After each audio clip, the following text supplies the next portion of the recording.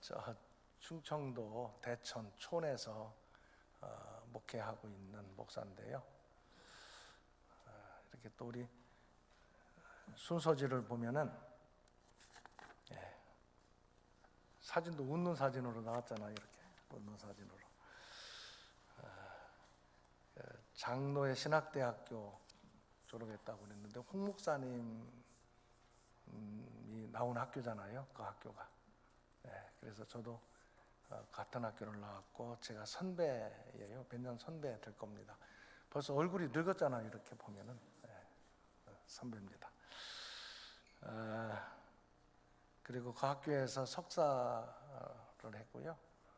그리고 매코믹 신학교에서 목회학 박사. 목회학 박사는 제가 불신 남편 전도에 대해서 썼어요. 논문을. 우리 교회에서 신앙생활 하는데 남편이 교회 안 다니는 분들이 굉장히 좀 참 마음으로 좀 짠하기도 하고 안쓰럽기도 하고, 내 마지막 공부하는 마지막 논문은 이분들에게 좀 뭔가 유익함이 됐으면 좋겠다 해가지고 남편 안 나오는 분들을 모아가지고 남편 전도하는 것을 논문으로 썼어요. 그런데 정말 어려웠어요. 남편들이 와야 뭘 논문을 쓰죠. 남편들이 와야 20명, 20명을 신청받아가지고 시작을 했는데 남편들이 와야 논문을 쓸 텐데 남편들이 아무나 안 와가지고요. 논문을 좀 다른 걸로 바꾸려고 미국 교수인데 데보라 캡이라고 여자분인데 이 논문을 좀 다른 걸로 바꿔 써야 되겠습니다. 그랬더니 왜 그러느냐는 거예요. 그래서 남편들이 안 와서 논문 쓰기가 어렵습니다. 그랬더니 이 양반 하는 얘기가 안 오면 안 온 대로 그냥 쓰면 된다. 있는 그대로 쓰면 된다. 그 논문이 체면이 뭐가 됩니까? 그랬더니 당신처럼 하면은 안 왔는데 다르게 하면 올 수 있다고 그 다음 사람이 또 이어서 논문을 쓰면 된다는 거예요. 그래서 아무튼 기도하면서 열심히 썼는데요. 논문 쓸 때까지는 3명밖에 안 왔어요. 3명. 논문 다 쓰고 시간이 지나서 10년, 20년 지나서 보니까요. 지금 우리 교회 다니다가 이제 다른 데로 이렇게 이사 간 분들은 잘 모르는데 20명 갖고 시작했는데 15명의 남편들이 신앙생활하고 예수 믿고 구원받는 그러한 결과가 있어서 논문 쓸 때는 어려웠는데 논문 쓴 다음에도 계속 관심을 가지고 신경 썼더니 다 함께 신앙생활하는 그러한 은혜가 있게 돼서 굉장히 보람 있는, 사실은 제가 이런 얘기는 지금 할 때가 아니에요. 왜냐하면은 앞에 노트북을 가지고 앞에 이렇게 제 강의를 해야 되는데 아무튼 노트북이 안 맞아요 지금. 그래서 지금 노트북에다가 다 자료를 넣어갖고 왔는데 노트북 없이 지금 부흥성회를 해야 될 판입니다. 지금 제가 굉장히 좀 안쓰럽지요. 준비한 건 노트북 안에 다 있는데 지금 방송실이 어디에 있어요? 안 보이는데요. 그 그림 파일이라도 나올 수 있어요? 그림 파일은 돼요? 우리 그 예배 장면 가운데에 코로나 전 예배 장면을 좀 한번 띄워주실래요? 코로나 전 2020년도에 코로나가 우리나라 왔잖아요. 2019년도 저 2019년도 우리 교회 예배 장면이에요. 2019년도. 우리 저렇게 보니까 굉장히 많은 것 같은데 그렇게 별로 많지는 않아요. 우리 교회 예배 드리는 사람들이 한 500명 정도 돼요. 교회 학교 아이들은 한 200명 정도. 왜 그래 놀래요? 영유아부, 유치부, 유년부, 소년부, 중고등부, 청년부 6개 부서에서 뭐 얼마 그렇게 안 되는 거죠. 아무튼 그렇게 모여요. 재적은 좀 더 많은데 우리 홍 목사님처럼 안 나오는 사람들은 칼같이 정리하니까 그 정도 나오더라고요. 그래 우리 교회가 시골에 있는 교회예요. 4만 명밖에 안 되는 우리 그 시내 인구가 4만 명이에요. 4만 명. 그 중에서 제적이 한 1,000명에서 1,000명 좀 넘고요. 출석은 한 500명 정도 했었어요. 그리고 1년 예산은 한 13억 정도. 그냥 우리 교회 유지하고 조금 선교할 정도, 재미있게 목회할 정도 되는 교회에서 목회를 하는데, 봤죠? 좀 아까. 그래도 예배당이 한 500명 들어가는 예배당이에요. 우리 예배당이. 근데 코로나 때 여러분들도 참 어려웠죠? 코로나 때 우리 한번 예배 장면 보여주실래요? 코로나 때.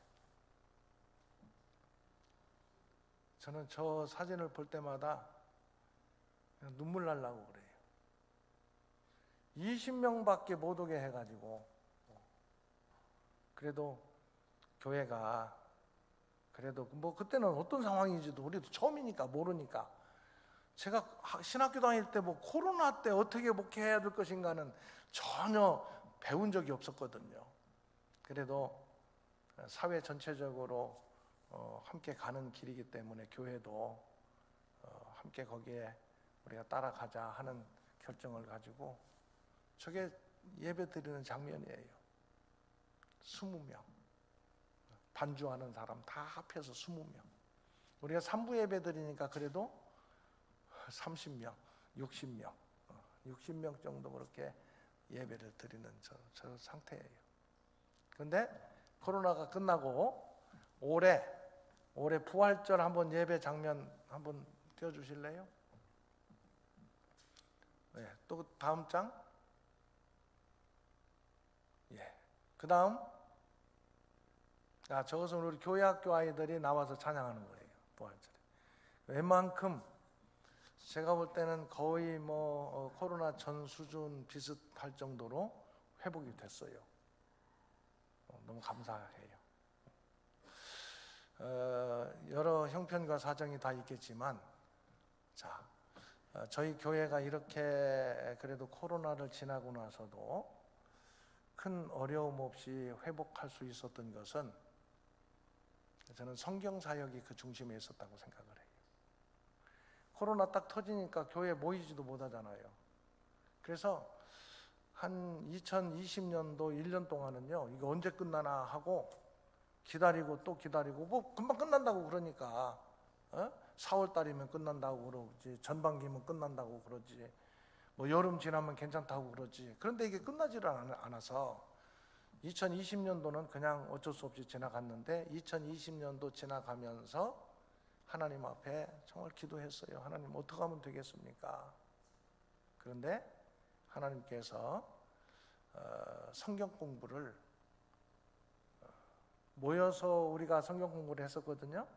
모이지 않더라도 집에서 줌으로 성경 공부할 수 있는 것을 그때부터 적용을 시킨 거예요. 자, 우리 성경 사역 한번 띄워주실래요? 성경 사역. 네, 방송실. 제가 드린 자료 중에 성경 사역.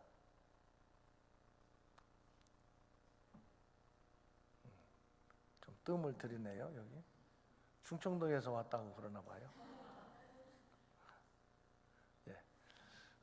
코로나 전에는 저렇게 모여서 성경 공부를 했어요.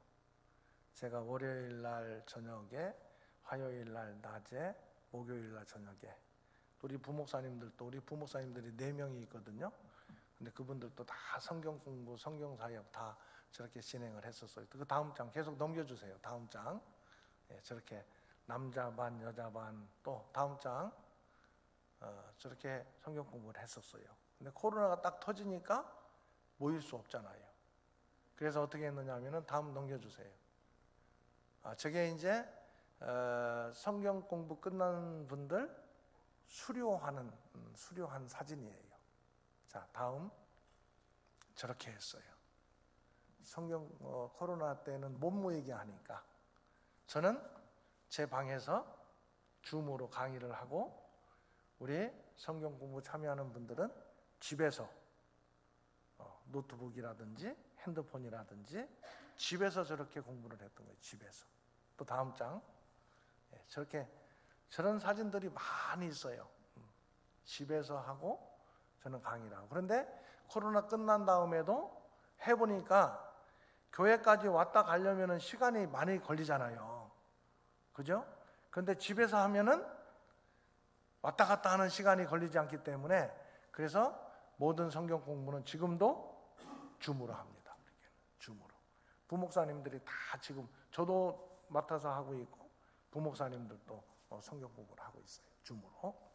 자, 왜 이 그림을 먼저 보여드리느냐 하면은, 자, 방송인 수고하셨습니다. 이 성경 공부를 끝나고 난 다음에, 이 코로나 기간 동안에 다 한 다음에, 코로나 끝나고 나서 작년이죠. 작년 2월 달 2월에 A팀, B팀으로 두 팀 나눠가지고 32명씩 64명이 성경 공부, 코로나 기간 동안에 성경 공부한 사람들 중에 성지순례를 다녀왔어서 이스라엘로. 우리가 이스라엘 가려고 짐 싸가지고 교회 온 날 일부 예배 마치고 가려고 그랬는데, 광고를 제가 하는데 어떤 권사님이 아니라는 거예요. 우리는 예배 시간에 굉장히 시끄러워요. 교인들이 예배 시간에도 아무튼 목사가 잘못 얘기하면은 목사님 그거 아닙니다 막 그렇게 막 얘기해요. 근데 광고 시간에도 아니라는 거예요. 아니래. 뭔 얘기입니까? 그랬더니 연락이 왔는데 그런 분들이 또 예배 시간에 또 가끔 핸드폰 켜놓고 하는 분들도 필요하긴 하더라고요. 그럴 때 이스라엘에서 샷다운 시켰다. 못 들어오게 했다는 거예요.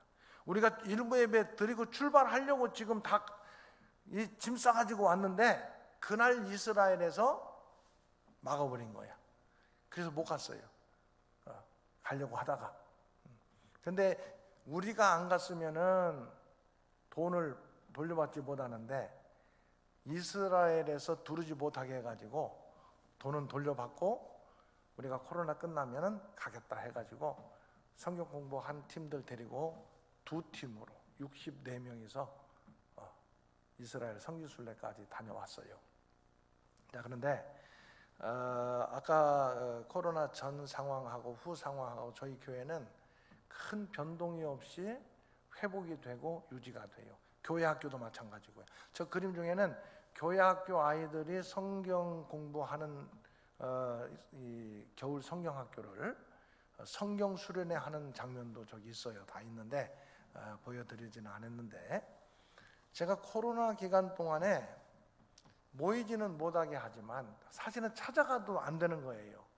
그런데 첫 해 1년 동안은 2020년에는 아무것도 안 했는데 21년도에는 모이는 데는 조금씩 이제 더 그래도 60명 모일 수 있다 이런 식으로 좀 늘어났잖아요. 그런데 그래도 나이 드신 분들은 오는 게 굉장히 힘들었던 것 같아요. 그리고 자식들이 교회를 못 가게 하는 거야. 어른들 가려고 오면은 교회 다니는 자녀들은 안 다니던 자녀는 더 심하고. 그래서 그때 우리 교회가 코로나 2년 차부터 한 일이 뭐냐면은 찾아가는 교회를 했어요. 교회 못 오시는 어르신들을, 우리가 전도대가 있는데 전도하러 못 나가잖아요. 그래서 전도대 못 나가서 전도하러는 못 가지만, 그러면은 우리가 선물을 준비해가지고, 선물 박스를 준비해가지고 찾아갔어요. 우리 교인 중에서 나이 드시고 연세 드시고 또 교회를 못 나오시는 분들 있잖아요. 그분들을 찾아갔는데 그 프로젝트 이름이 찾아가는 교회. 저도 이제 같이 갔어요. 저도 이제 둘씩 나누어서 갔으니까 갔는데, 나이 드신 권사님, 명예 권사님, 집사님으로 오래 계시다가 70이 넘어서 명예 권사님이 되신 그 권사님 댁에 갔어요. 그때 연세가 한 90 정도 거의 됐었어요. 그 권사님께서. 근데 많이 이제는 연로하셔가지고 거동이 좀 불편한 가운데 있는 권사님. 젊었을 적에는 돈도 많이 벌고 교회 봉사도 열심히 하고 자녀들도 잘 가르쳐가지고 남부럽지 않게 사셨던 분이에요. 근데 자녀가 잘 되니까 대천 시골에서 사는 자녀가 없어요. 다 서울로 떠나고 뭐 다 멀리로 다 간 거야. 자녀들도 없어요. 남편은 우리 권사님보다 좀 몇 년 일찍 세상 떠셨어요. 돌아가셨어요. 코로나 때인데도 자녀들이 전화로 연락을 하는데 잘 찾아오지를 못하는 거예요. 그래도 돈도 꽤나 있으신 분이에요. 제가 갔더니 오래간만에 만났잖아요. 한 1년 정도 못 뵀던 것 같아요. 저를 붙들더니 막 우시는 거예요. 너무 우시는 거예요. 그래서 진정하시라고. 그리고 이제 들어갔어요. 또 이제 뭘 잔뜩 목사님 뭐 오신다고 준비를 해놨더라고요. 과일도 준비해놓고. 그래서 그걸 드시면서 권사님 어떻게 지내십니까? 그랬더니 슬프다는 거예요. 너무 슬프대. 그리고 다 쓸데없대. 그 두 가지요. 목사님 너무 외롭고 슬퍼요. 그리고 다 쓸데없어요. 자식도 쓸데없고, 돈도 많이 꽤나 그래도 있으신 분인데도 돈도 다 쓸데없다는 거예요. 왜? 어디 나가서 먹을래니 뭐 입맛도 없고 거동 불편하니 어디 가기도 그렇고 다 필요 없다는 거예요. 다 필요 없대. 슬프고 필요 없대. 너무 마음이 아프더라고요. 그래도 그렇게 힘들고 어렵고 슬프고 다 떠나고 아무것도 필요 없지만 목사님 그래도 예수님 계셔서 저는 괜찮아요. 이렇게 좀 했으면 좋겠는데 아무리 옆에서 제가 권사님 그래도 자꾸 그래도 얘기해도 이게 연결이 안 되는 거야. 그래도 예수님 계셔서 그런 중에서도 저는 괜찮습니다. 천국 소망이 있으니까 괜찮습니다. 이 말을 듣고 싶은데 이게 안 나오는 거야. 그래서 권사님 그래도 예수님 계시잖아요. 예수님 계시잖아요. 권사님 그래도 천국 가실 수 있잖아요. 그랬더니 권사님이 하시는 말씀이 그거야 뭐 그렇지요. 한번 따라하겠습니다. 그거야 뭐 그렇지요. 이 평생을 신앙생활을 했고 정말 기도했어요. 열심히 기도했고 교회 봉사도 하고 그래서 정말 하나님께서 은혜도 주시고 복도 많이 주셨어요. 자식들 다 잘 키웠지요.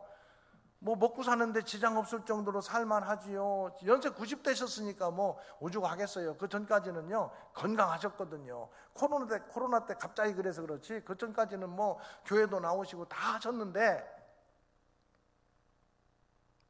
그건 그렇지요. 그거야 뭐 그렇지요.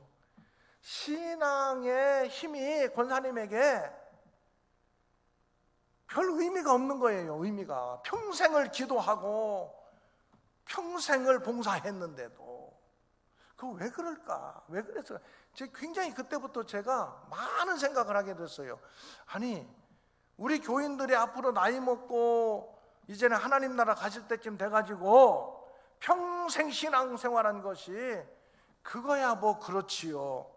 예수 믿는다는 것이 그거야 뭐 그렇지요. 그 정도밖에 안 된다면 도대체 이게 제가 대천 중앙교회 가가지고 적어도 25년 이상을 목회한 상황인데도 그런 거예요. 우리 교회는 뭐 목사님이 원로 목사님 개척해가지고 28년 목회하시고 제가 두 번째로 가가지고 지금 29년째 목회하고 있거든요. 우리 교회는 목사 한번 오면은 그냥 은퇴할 때까지 가는 줄 알고 뭐 가라 소리도 않고 오라 소리도 않고 그냥 있어요. 제가 우리 교회가 67년 됐는데 제가 두 번째 목사니까 우리 교회는 그래요. 그게 복이지요. 사실은 우리 교회가 이렇게 그래도 그 지역 작은 지역에서 성장할 수 있었던 은혜는 다른 게 없었던 것 같아요. 그래도 목사님이 뭐 잘하든 못하든 뭐 어찌됐든 은퇴할 때까지 대한민국에서 그런 교회가 쉽지 않을 거예요. 아마 개척하셔가지고 28년 목회하시고 저는 아직도 은퇴하려면 몇 년 남았거든요. 35년인가 해야 돼요. 저는 아직도 한참 더 해야 돼. 그러니까 그때까지 뭐 목사가 2명밖에 없으니까 그런데 그만큼 교회가 아마 안정됐던 것 같아요. 안정적으로. 그래서 저는 교회는요, 쌈박질만 안 오면은 하나님께서 든든하게 그 그릇만큼 세워주신다. 저는 그런 생각을 분명히 하고 있어요. 교인들이 쌈박질만 안 하면 웃고만 다니면 교회는 성장합니다. 웃고만 다니면. 교인들이 교회 안에서도 웃고 예배 마치고 돌아가서도 웃고 예수 믿는 사람들이 웃고만 살면은요, 안 믿는 사람들이 저 사람들은 뭐 때문에 저렇게 웃는데 궁금해서라도 교회 다 찾아온다니까요. 아멘. 여러분들 얼굴 보니까 반은 웃고 반은 안 웃는 것 같아요. 자, 그런데 그래서 제가 뭐가 문제일까?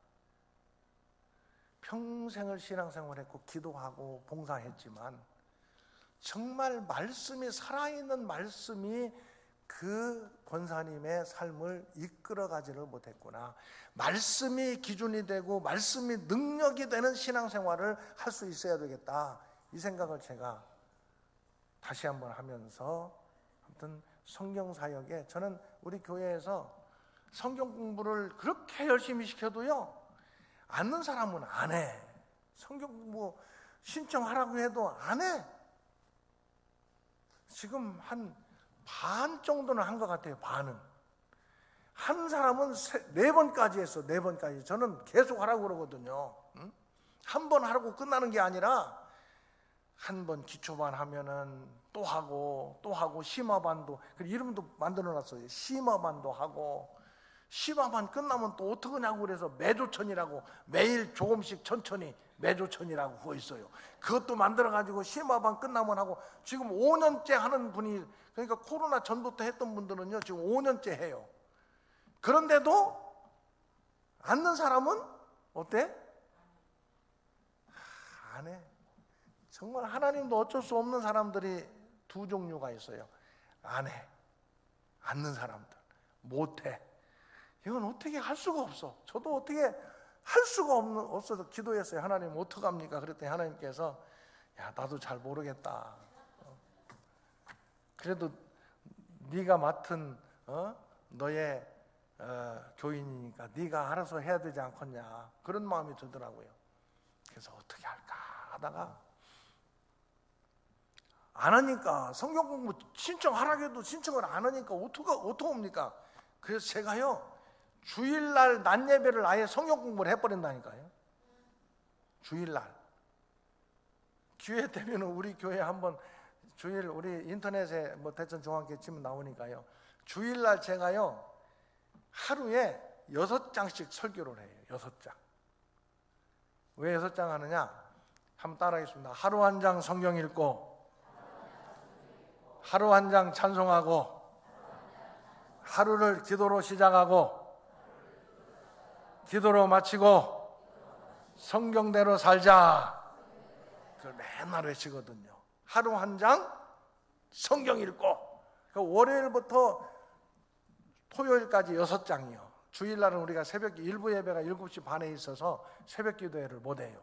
그래서 6장씩을 하루 한 장 읽는 거야. 계속 새벽 기도 나오는 분도 읽고 안 나오는 분도 읽고. 그래서 새벽 기도 시간에 여기 초대교도 그렇게 해요? 한 장씩 해요?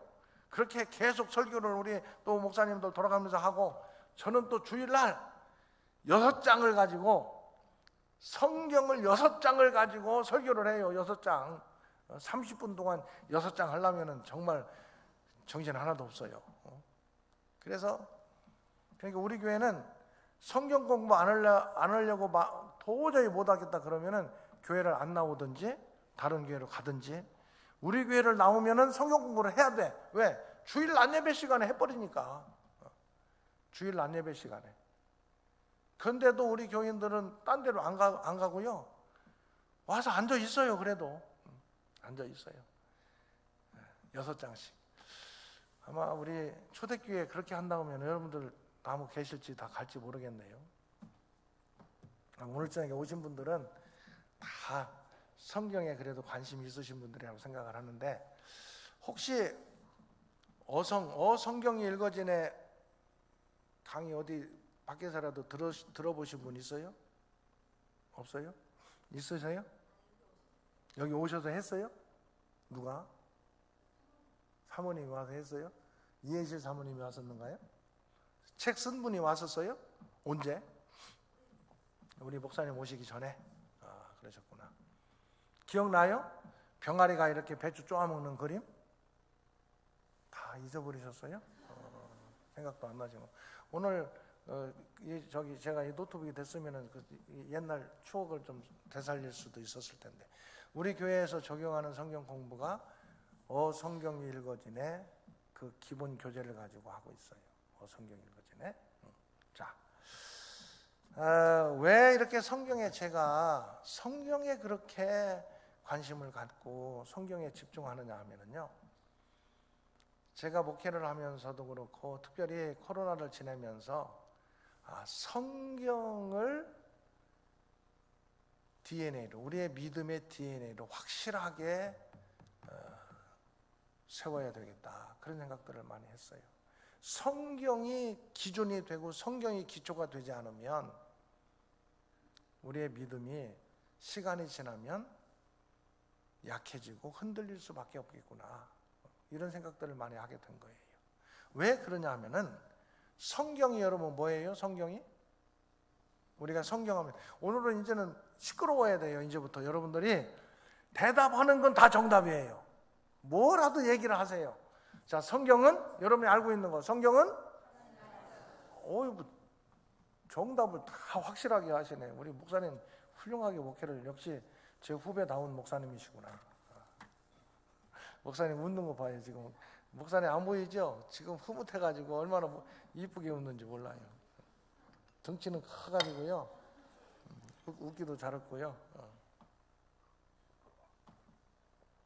성경은 하나님의 말씀이에요. 그럼 여러분들 기도하실 때 하나님 말씀해 주세요, 그렇게 기도하는 적 있어요, 없어요? 그럼 말씀해 주셔야 안 해요? 안 해주셔요? 앞으로는 해주실 거예요. 하나님께서 이미 다 말했다. 언제 말했어요? 성경 봐라, 내가 성경에 이미 다 얘기해 놨다. 여러분, 성경이 기록되기 전에는요, 여러 모양과 여러 방법으로 하나님께서 말씀해 주셨어요. 특히 구약 시대에는 꿈으로도 말씀하시고, 환상으로도 말씀하시고, 예언자들을 통해서도 말씀하시고, 히브리서 1장에서 말씀하는 것처럼 여러 모양과 여러 부분으로 말씀해 주셨어요. 그런 다음에 예수 그리스도께서 오셔서 직접 예수님께서 말씀해 주셨어요. 그 하나님께서 여러 부분과 여러 모양으로 말씀해 주시고 예수님을 통해서 말씀해 주신 내용이 어디에 들어있어요? 성경에 들어있어요. 아마 앞으로는 여러분들, 주님 저에게 어떻게 하면 좋을지 말씀해 주세요, 그러면은 마음속으로 이미 나는 다 말했다. 언제 말했어요? 여러 부분과 여러 모양으로 하나님의 말씀인 성경을 통해서 이미 말해 주었느니라. 아멘.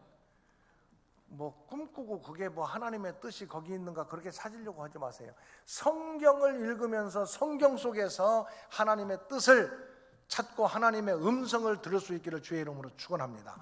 기도하잖아요. 여러 가지 문제 때문에 기도하면은요, 주일날 목사님 설교 말씀을 통해서 응답받는 경우들이 굉장히 많이 있어요. 그러한 경험들이 매주일 예배 시간마다 많아질 수 있기를 주의 이름으로 축원합니다. 기도하는 분들이 그렇게 응답의 경험을 가질 수가 있어요. 기도도 않는데 목사님 설교 듣고 응답하는지 않는지 알 수가 없잖아요.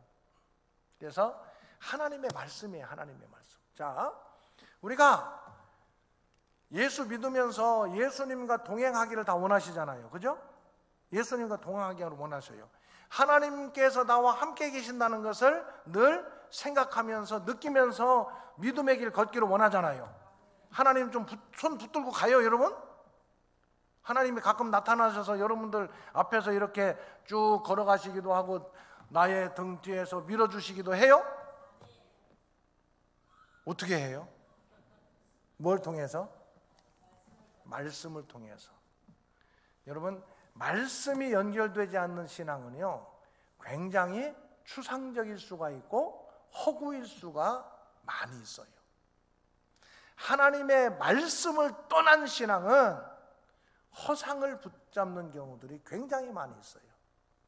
여러분, 이것은 우리에게 주신 하나님의 말씀이에요. 아멘. 성경은 하나님의 말씀이다 하는 거예요.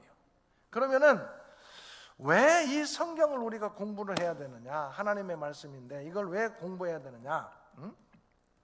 자, 왜 알아야 되느냐?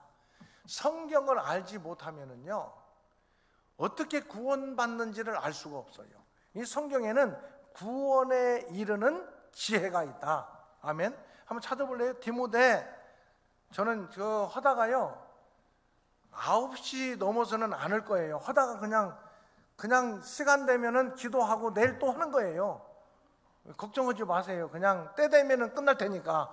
그리고 또 한 가지, 중간에서 손 들고 목사님 오늘 너무 재미도 없고 그냥 피곤하기만 하니까 그냥 끝내주세요. 그러면은 제가 끝냅니다. 그냥. 그러니까 그건 여러분들이 알아서 하세요. 알아서. 자, 지금 제가 오늘 몇 장을 준비해 갖고 왔느냐 하면은요, 컴퓨터에 모든 자료들이 있지만 오늘은 8장을 준비해서 8장. 그런데 지금 3분의 여기 지금 반 넘어갔어요. 반. 그러니까 상관없어요. 하다가 못하면은 내년에 또 오면 돼요. 내년에 사례비 안 받고 오면 되니까. 한 번 사례비 주면은 저는 AS 기간이 10년이에요. 10년. 그러니까 걱정하지 말고 아무 때나 오라고 하면 제가 성경 얘기하러 올 테니까. 자, 별로 제가 어떤 사람인지는 아직 몰라가지고 흥미가 없는 것 같은데 제 얘기하면 여러분들 막 뒤집어질 거예요. 놀래가지고. 심란할 필요는 없습니다. 자, 디모데 한번 볼까요? 디모데, 여러분들 디모데 후서 한번 찾아보세요. 디모데 후서 4장 3장, 디모데 후서 3장 15절.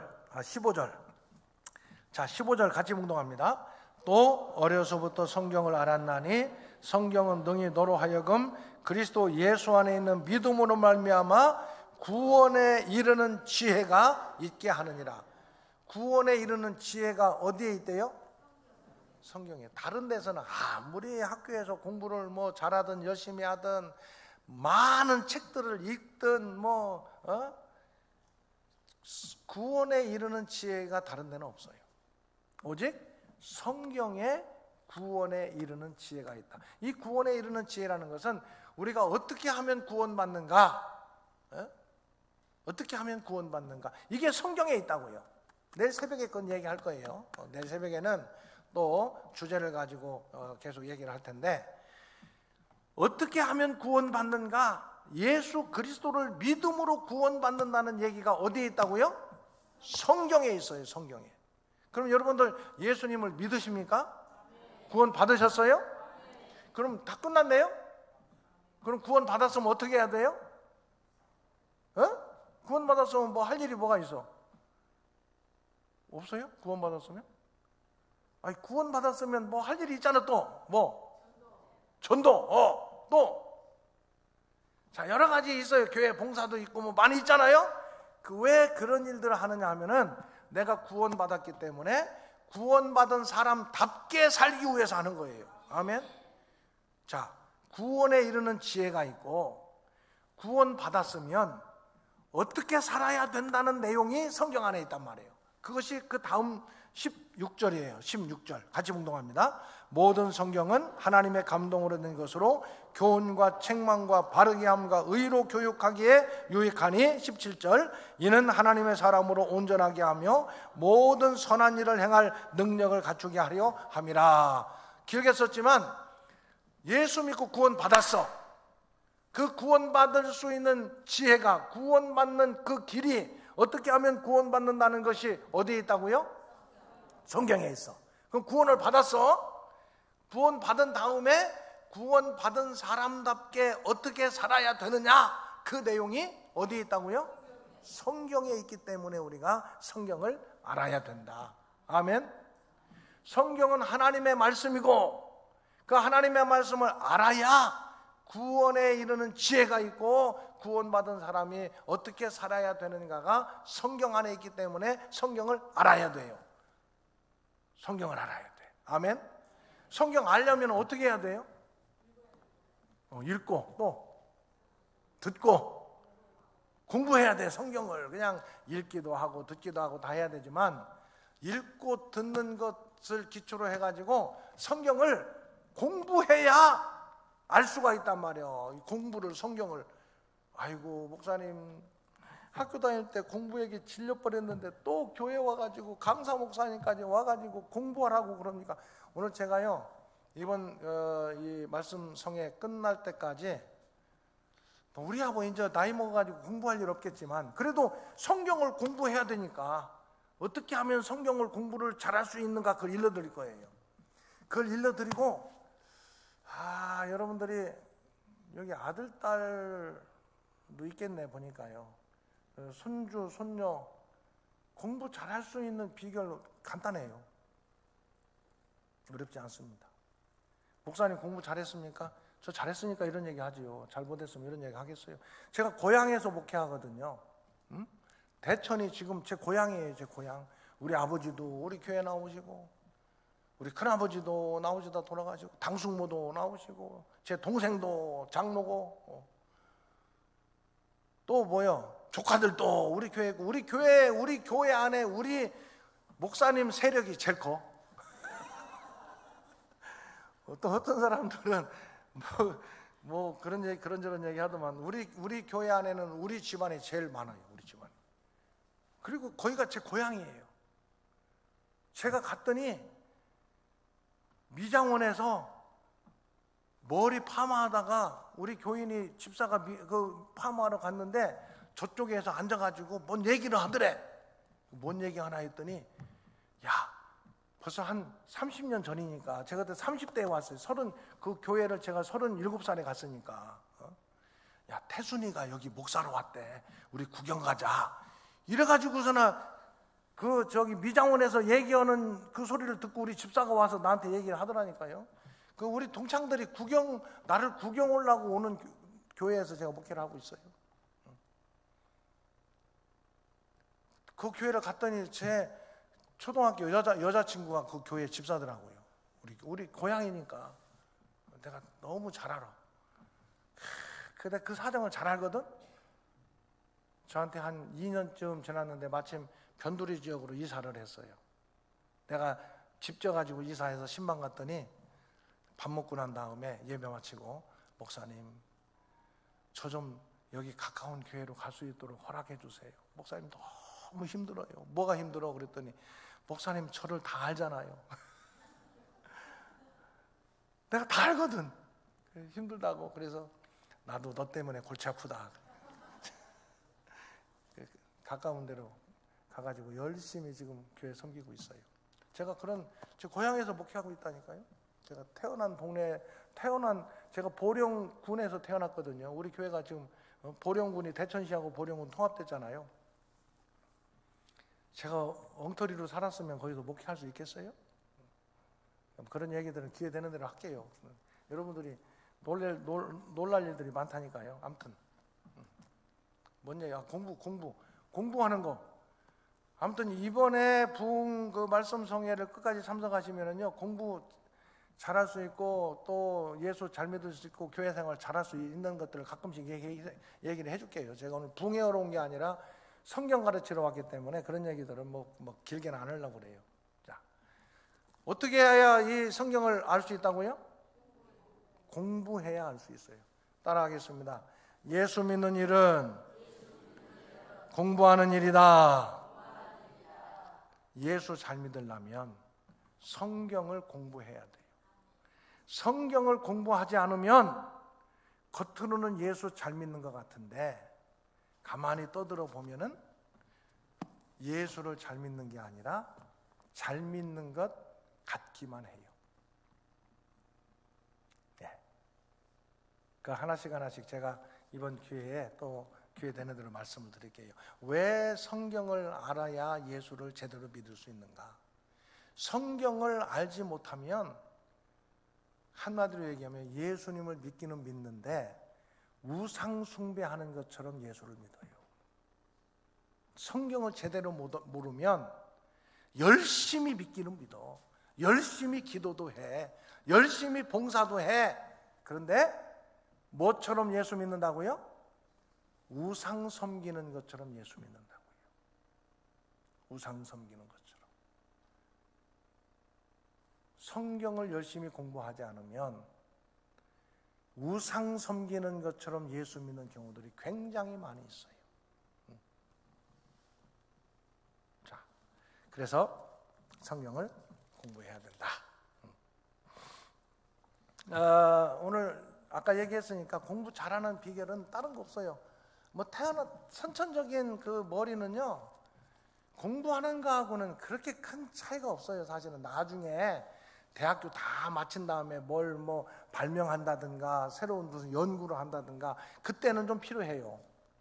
근데 그냥 중고등학교, 대학교까지 공부하는 데는 머리는 다 거기서 거기에요. 아주 그냥 IQ가 한 뭐 80 정도 밑으로 떨어지지 않는 한 괜찮아요.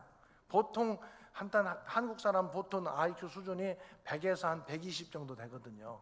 보통이 100에서 120 정도 되는 그 사람들은요 별 차이 안 나요. 별 차이. 예? 제가 알아요. 왜 아느냐고 물어보면은 우리 집안에서 그런 일들 내가 많이 봤으니까 알아요. 알아요. 자, 그런데 그러면은 공부를 우리가 성경을 공부해야 되는데 공부를 잘하는 비결은요 세 가지. 첫째는 이건 여러분도 굉장히 중요합니다. 집중이에요. 집중할 수 있으면 공부 잘하게 돼 있어요. 집중. 왜 우리의 자녀들이나 아이들 학교 다니면서 왜 공부를 못 하느냐? 집중하지 않아서 보는. 집중하지 않으면은요 아무리 머리 좋아도 필요 없어요. 안 돼요. 집중. 첫 번째 집중해야 돼요. 우리가 예수 믿는 것도 마찬가지예요. 설교 들을 때라든지 뭘 할 때에 집중해야 제대로 신앙생활 할 수 있어요. 집중해야. 집중. 이 중요한 겁니다. 집중. 두 번째로는 열정이 있어야 돼요. 열정. 열정이 있어야지. 그 열정이 있는, 집중하고 열정을 가질 수 있는 좋은 비결 중에 하나가 뭔 줄 알아요? 앞자리에 앉는 거예요. 앞자리에. 저 뒤에 앉은 분들도 감사합니다. 근데 가능하면은 내 자리를 앞자리에 딱 만드세요. 굉장히 중요합니다. 여러분 아이들이 뭐 기대로 앉히면 어쩔 수 없겠지만 자유롭게 앉아서 공부하는 학교 그런 기회가 된다면 앞자리에 앉는 게 좋겠어요? 뒷자리에 앉는 게 좋겠어요? 앞자리에 앉아야 집중하는데도 훨씬 더 효과적이고요. 열정을 갖는데도 훨씬. 그리고 열정을 갖기 위해서는 중요한 게 뭐냐면은 살아있는 자 응답하라. 저는 그렇게 얘기하거든요. 한번 따라하겠습니다. 살아있는 자 응답하라. 반응이 있어야 돼요. 열정을 갖는다는 것은요 반응이 있다는 거예요. 그래서 저는 우리 교회에서 아이들 수련회 보내잖아요. 다른 얘기 안 해요. 이번에 수련회 가서 목 쉬어 갖고 와라. 목 쉬어 갖고 오면은 은혜는 틀림없이 받는다. 찬양할 때 열정적으로 찬양하고 그냥 말씀 들을 때에 아멘 하고 막 반응하고, 그래서 목 쉴 정도로 수련회 참석하고 오면 은혜 받지 말라고 해도 은혜 받아요. 열정이 있어야 돼요. 그 다음에 중요한 게 뭐냐? 수용성이에요. 받아들여야 돼요. 아무리 많은 좋은 얘기를 해줘도 다 받아들이지 않고 다 그냥 이건 내 마음에 안 들어 다 내쳐버리면 내 것이 될 수가 없어요. 여러분 공부 잘할 수 있는 비결은요 세 가지를 할 수만 있으면 틀림없이 성경도 마찬가지예요. 성경도 학교 공부도 마찬가지고 직장생활도 마찬가지고 어디서 무슨 일을 하더라도 이 세 가지 집중하는 거하고 열정 갖는 거하고 그 다음에 수용성은 여러분 비에 아무리 비가 많이 오더라도 항아리 뒤집어 놓으면 물 들어가요 안 들어가요? 받아들이려고 하지 않는 것은 항아리 뒤집어 놓는 거하고 똑같은 거예요. 그럼 뭐 아무리 있어도 안 되는 거지요. 여러분, 여러분들이 이걸 분명히 생각하시고요. 어떻게 하면 집중할 수 있을 것인가? 어떻게 하면 열정을 가질 수 있을 것인가? 어떻게 하면은 내가 그걸 받아들이는 수용성을 가질 것인가? 이것만 정확하게 하면은 어디 가서라도요, 그 사람은 제대로 살 수 있다니까요. 직장 생활을 하든 사업을 하든 신앙 생활을 하든 하나님께서 그런 사람을 통해서 일하신다는 것을 저는 너무나 많이 봤어요.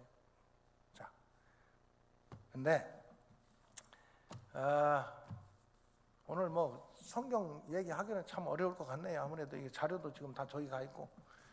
학교 생활 잘하려면 어떻게 하면 학교 생활 재밌게 잘하겠어요? 우리 자녀들? 여러분들 다 해봤는데 학교 생활 잘할 수 있는 비결은 딱 두 가지예요. 하나는 선생님 좋아하면 공부 잘합니다. 선생님 좋아하면. 선생님 싫어하면 공부할 수 없어요. 선생님 좋아해야 돼. 선생님 좋아하게 만들어야 돼요. 여러분들 자녀들 손주들 다 선생님 좋아하게 만들면 돼요. 또 한 가지는 친구들 좋아하면 학교 생활에 재밌어요. 선생님 좋아하면 공부 잘하게 돼 있고요.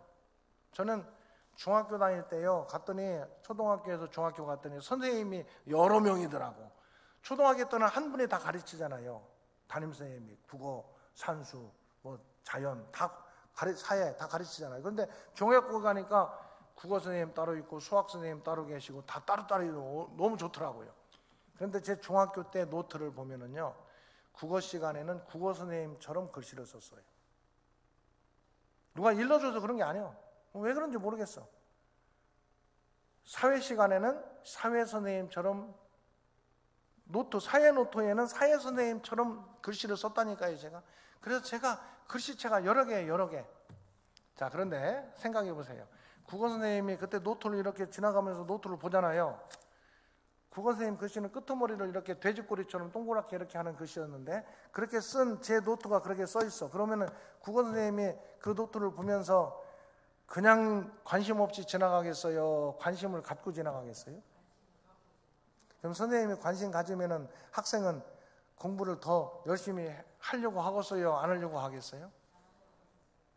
하게 돼 있어요. 네. 우리 딸아이가 포항서 제가 부목사를 했거든요. 청주에 있다가 포항 갔는데 말이 경상도 사투리가 이게 안 맞아. 초등학교를 들어갔는데 받아쓰기를 해왔는데 의자가 뿌가졌습니다. 그렇게 받아쓰기를 해온 거야. 뿌가졌대. 뿌자도 비읍 시옷 우자 써놨어. 뿌가졌다는. 그 왜 이렇게 썼냐 그랬더니 선생님이 그렇게 불러줬다는 거야. 의자가 뿌가졌습니다. 그랬다는 거야. 그런데 또 1학년 들어가서 너 장래 희망이 뭐냐 그랬는데 사모입니다 그랬대. 목사 뭐 본 게 자기 아버지가 목사니까 자기 엄마가 사모고. 그랬더니 선생님이 교회를 안 다니시는 분이야. 사모가 무슨 장래 희망이냐고. 그러니까 목사 아내라는 생각하지 않고 그냥 다 사모라고 그러잖아요. 그냥 여기저기 웬만하면 사모님 그러잖아.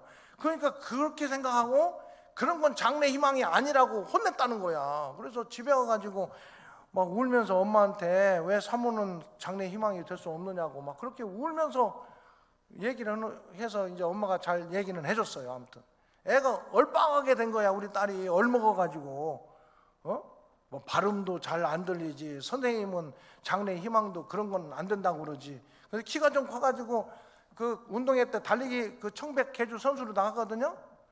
받아가지고 어디로 달려야 돼? 이렇게 달려야 돼. 이렇게 달려야 되잖아. 이렇게 받아가지고 거꾸로 달려. 애가 거꾸로. 우리 애가 딸내미가 포항에 있을 때 그래서 포항에 있을 때 그러다가 2학년 때 전주로 이사 왔어요.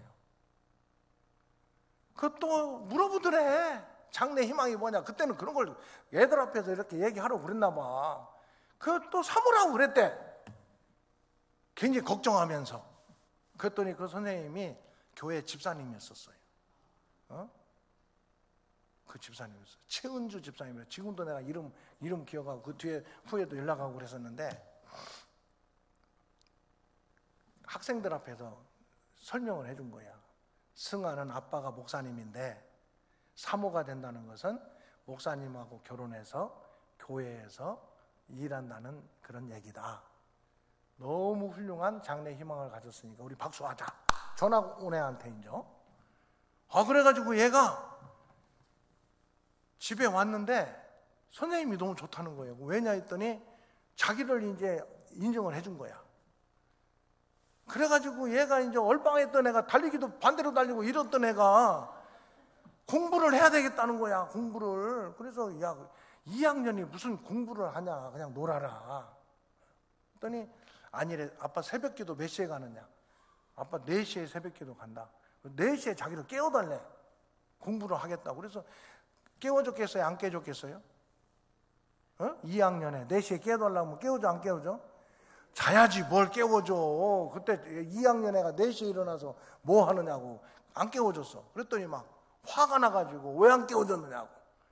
그 깨워줬어. 어쩔 수 없이. 왜 공부를 하려고 그러냐 그랬더니 올백을 맞으려고 그런다. 올백. 전과목 100점을 맞아야 되겠다는 거예요. 내가 깜짝 놀래가지고 이 얼빵한 놈이 왜 갑자기 이상하게 돼가지고 머리가 갑자기 또 너무 갑자기 바뀌면 머리가 또 돌아버리면 안 되잖아요. 그래가지고 왜 그러냐 그랬더니 선생님이 자기를 너무 인정해 주는데 생각을 했대. 어떻게 하면 선생님을 선생님을 좋게 할까? 선생님 기분 좋게 할까? 올백 맞으면 선생님이 좋아할 것 같아서 자기가 올백을 맞아야 되겠다는 거예요. 올백 맞았게요? 안 맞았게요? 안 맞았으면 내가 얘기를 하겠어요. 걔가 지금 뭐 하고 있을까요? 근데 사모는 안 되더라고. 사모는 아직은 안 됐어.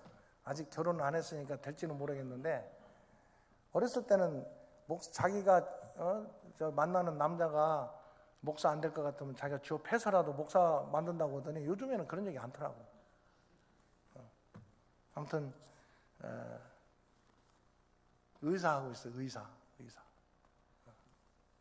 공부 하나도 안 가르쳤어요. 어디 가서 너 열심히 해라 그런 적도 없었어요. 너 놀아라 그랬어요. 근데 선생님 좋아하니까 공부를 하더라고. 선생님 좋아하니까. 친구 좋아하면은 학교 생활이 재밌어요. 교회 생활 마찬가지예요. 여러분들 교회 생활 잘하려면은요 목사님 좋아하면 돼요. 저는 지금 우리 교회에서 하는 얘기 똑같이 해요.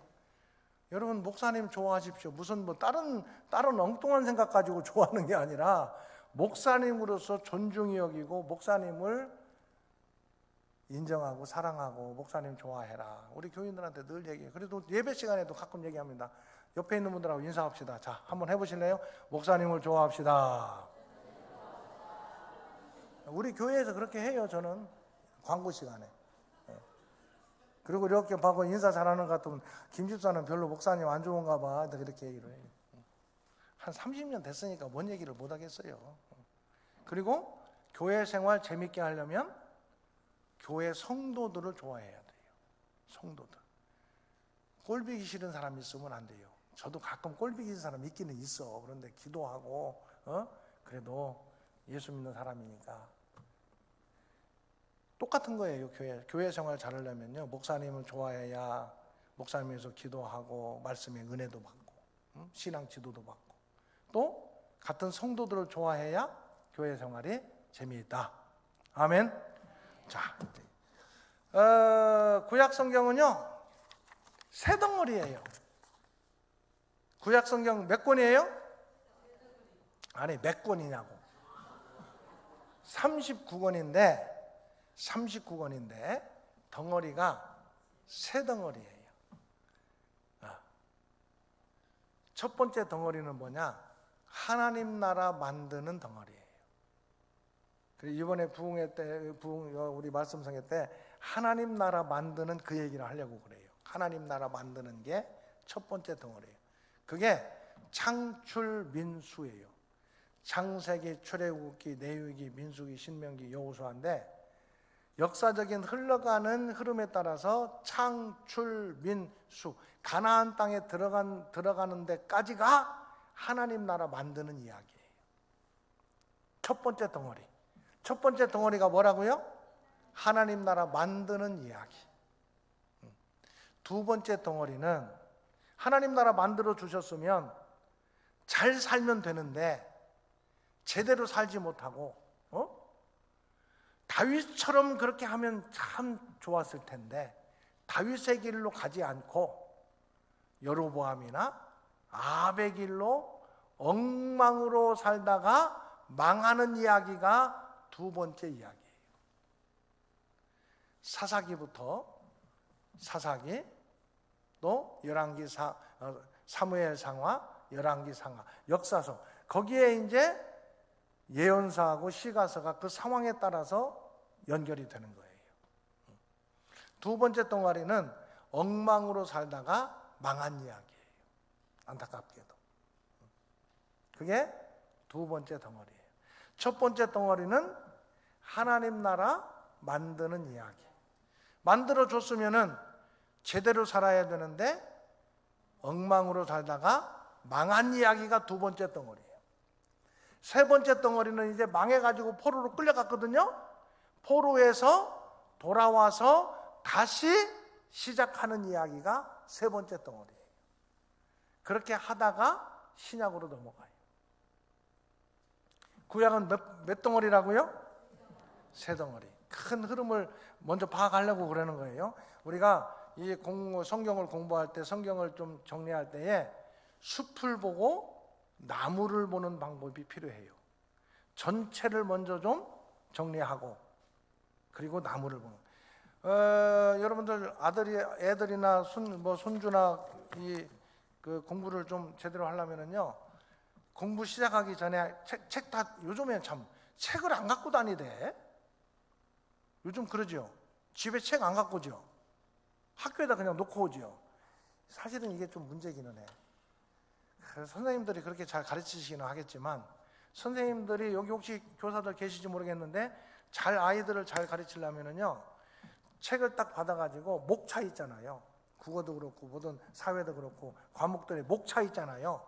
목차를 전체적으로 숲을 보는 것처럼 이번 학기에는 이런 내용을 공부하는구나. 그것을 알게 한 다음에 한과 한과를 공부시키는 것이 그게 제대로 공부를 가르치는 거예요.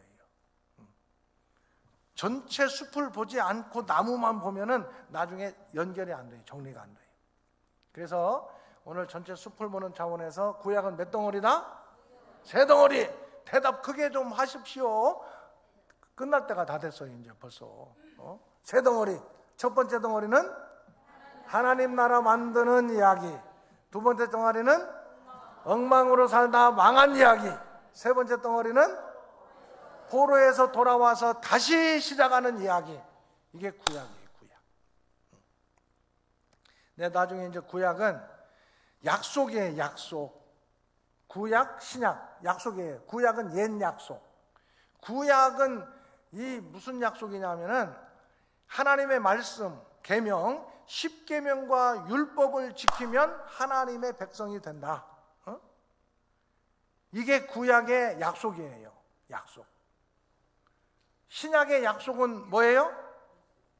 성경에서 주신 약속은 예수 그리스도를 믿으면 구원받고 하나님의 자녀가 된다. 이게 약속이에요.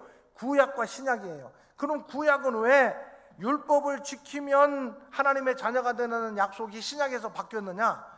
인간의 힘을 갖고는 하나님의 말씀을 지킬 수 있는 능력이 안 되는 거예요. 안 돼요. 구약만 있었다면 우리 기독교 신앙도 우리 신앙도 율법적인 신앙이 될 수밖에 없어요. 율법적인 신앙. 근데 율법은 사람의 힘을 가지고 지킬 수 있는 하나님의 말씀이 아니에요. 왜? 인간은 완전한 존재가 못 되기 때문에. 자, 신약은 세 덩어리예요. 신약도. 저는 덩어리 세 개를 좋아해. 왜냐, 아침, 점심, 저녁 하나씩 먹어야 되니까. 자, 신약은 첫 번째 예수 생애 복음서예요. 예수 생애. 예수님은 누구신가? 이걸 얘기하는 게 예수 생애. 첫 번째 덩어리. 마태, 마가, 누가, 요한복음. 두 번째 덩어리는 사도행전과 바울서신. 그 복음을 어떻게 전했는가. 그게 두 번째 덩어리예요. 사도행전과 바울서신. 세 번째 덩어리는 공동서신과 요한계시록. 어떻게 하면은 교회 생활을 제대로 할 수 있고 마지막까지 승리할 수 있는가. 이게 세 번째 덩어리예요. 자, 첫 번째 덩어리는 예수 생애. 주제는 예수님은 누구신가. 두 번째 덩어리는 사도행전과 바울서신. 그 예수님의 복음을 어떻게 전했는가. 세 번째로는 복음이 전해지고 이제 뭐가 세워졌어요? 교회가 세워져서 초대교회, 교회가 어떻게 세워지고 마지막까지 승리할 수 있겠는가. 이게 세 개의 덩어리로 정리가 되는 거예요. 자, 구약을 우리가 읽을 때는요, 하나님께서 전능하신 하나님이시라, 창조주 하나님이시라, 이것을 확실하게 믿으면 구약을 읽는 데는 지장이 없어요. 전능하신 하나님, 창조주 하나님. 하나님이 누구신가를 정확하게 알면 구약을 읽어나가는데 전혀 지장이 없어요. 자, 무슨 홍해를 건널 때 뭐 별 얘기 다 하잖아요. 어떤 데는 뭐 갈대밭을 지났다는 둥 여러 가지 얘기를 많이 해요. 그런데 왜 그런 얘기를 해요? 전능하신 하나님에 대해서 믿지 않기 때문에 그러는 거예요. 만나와 메추라기 사건이라든지 많은 일들이 구약시대에 기적, 이적들이 많이 나오잖아요. 구약에. 그죠? 그런데 그것이 전혀 걸림돌 되지 않고 읽어나가는데 문제가 되지 않을 수 있는 길은 하나님은 창조주 하나님이시오 전능하신 하나님이시다. 아멘. 그걸 인정하면 구약을 읽는데 아무 문제가 없어요. 걸려 넘어질 게 하나도 없어. 신약을 읽을 때는 뭐가 걸림돌이 되느냐? 예수님이 누구신가? 이게 정리가 안 되면 항상 걸려 넘어져요. 뭐 무리를 걷는다는 둥, 오병이어, 뭐 죽은 사람 살리시고, 또 예수님 스스로 죽었다가 부활하시고, 동정녀 마리아에게서 태어나고 자, 신약을 읽을 때는요, 예수님은 하나님이시다. 따라합니다. 예수님은 하나님이시다. 인간의 몸을 입고 오신 하나님이시다. 이것만 확실하게 믿을 수 있으면 신약 성경을 읽는데 아무런 문제가 되지 않아요. 이게 확실하게 믿어지지 않으면은 성경이 안 읽어지는 거예요. 딱딱 걸려 계속. 그런데 이것은 사람의 노력이나 사람의 힘으로 되는 게 아니라 오직 성령님께서 역사해 주셔야, 성령님께서 믿음을 주셔야, 공부를 많이 하고 뭐 많이 듣고 해가지고 되는 게 아니라 성령님께서 우리 심령에서 역사해 주셔서 믿음을 주셔야 하나님에 대해서 전능하신 하나님, 창조주 하나님을 하고 믿고 고백할 수가 있고, 예수님은 이 땅에 인간의 몸을 입고 오신 하나님이신 줄로 믿습니다. 고백할 수 있도록 하는 것은 누구의 역사라고요? 성령님의 역사하십니다. 아멘. 이걸 정확하게 우리가 알고 성령께서 역사하시면, 그래서 우리에게 믿음을 주시면 성경을 읽어나가는데 전혀 문제가 되지 않아요. 그렇지 않으면 성경을 읽어도 그냥 받아들일 것만 받아들이고 일반 책을 읽는 것처럼 교훈이나 어떤 도덕률이나 이런 것 정도만 받아들이는 책으로 읽을 수밖에 없어요. 여러분, 성경을 하나님의 말씀으로 읽을 수 있기를 주의 이름으로 축원합니다. 하나님의 말씀으로 읽으려면 성령의 역사하심 속에서 창조주 하나님, 전능하신 하나님에 대한 믿음과 고백이 있어야 되고, 예수님이 누구신가? 인간의 몸을 입고 오신 하나님이시다. 아멘. 이것을 확실하게 고백하면 성경을 읽는데 전혀 문제될 것이 없어요. 감사하고 은혜가 될 뿐이에요. 너무 재밌어요. 여러분, 성경이 재미있어지는 사람들 될 수 있기 바랍니다. 예수 믿을 때 가장 행복한 사람이 누구냐? 성경이 재미있는 사람. 성경을 읽는 것이 재미있고, 성경을 듣는 것이 재미있고, 설교를 듣는 것이 재미있고, 성경을 공부하는 것이 재미있는 사람 될 수 있기를 주의 이름으로 축원합니다. 저 대천중앙교회 성명숙 사모라고 있어요. 어떤 여자, 제가 굉장히 좋아하는 그 여자 때문에 제가 목사가 된 그 여자가 있어요. 전화 한번 해보세요. 뭐가 제일 재미있느냐고, 뭐가 제일 행복하냐고. 성경 공부하는 것, 설교 듣고 성경 읽는 것이 나는 너무 좋아요 하는 여자예요. 성경이 나를 이끌어간다라고 저한테 얘기를 해요. 여보, 나는 성경이 나를 이끌어가는 것 같아. 내가 성경을 공부하는데 성경이 나를 끌고 가는 것 같아. 그렇게 얘기해요. 그러면은 목사로서 제가 행복하겠어요? 안 행복하겠어요? 솔직히 얼굴은요, 초대교회 사모님이 훨씬 이뻐요. 자, 뭐 그냥 제가 기도하고 끝낼게요. 그래야지 뭐 또 뒤에 뭐 복잡하게 하고 그럴 필요 없죠. 아, 여러분 고생하셨어요. 고생한 우리 스스로를 위해서 박수. 근데 너무 못해가지고 미안해요. 뭐 하는 만큼 할게요. 하다가 못하면 어떻게 하면 된다고요? 계속 다음에 또 하면 돼요. 자, 옆에 있는 분들 한번 인사하겠습니다. 감사합니다. 옆자리에 계셔서 감사합니다. 한 번 더 인사할까요? 자주 옆자리에 앉읍시다. 옆자리에 자주 계시는 분들이죠? 감사해요. 이렇게 오셔서 기도하겠습니다. 아버지.